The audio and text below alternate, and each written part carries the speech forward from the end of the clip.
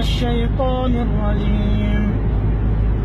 الله خالق كل شيء وهو على كل شيء وكيل، له مقاليد السماوات والأرض، والذين كفروا بآيات الله أولئك هم الخاسرون.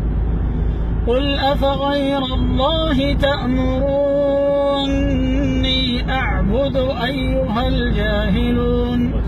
ولقد أوحي إليك وإلى الذين من قبلك لئن أشركت ليحبطن عملك ولتكونن من الخاسرين. بل الله فاعبد وكن من الشاكرين. وما قدروا الله حق قدره، والأرض جميعا قبضته يوم القيامة، والسماوات مطويات بيمينه سبحانه وتعالى عما يشركون. ونفخ في الصور فصعق من في السماوات ومن في الأرض إلا من شاء الله، ثم نفخ فيه أخرى فإذا هم قيام ينظرون.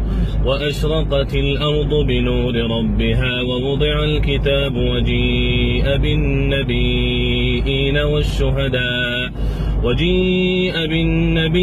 والشهداء وقضي بينهم بالحق وهم لا يظلمون.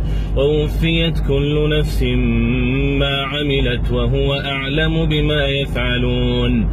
وسيق الذين كفروا إلى جهنم زمرا حتى إذا جاءوها فتحت أبوابها وقال لهم خزنتها ألم يأتكم رسل منكم يقصون عليكم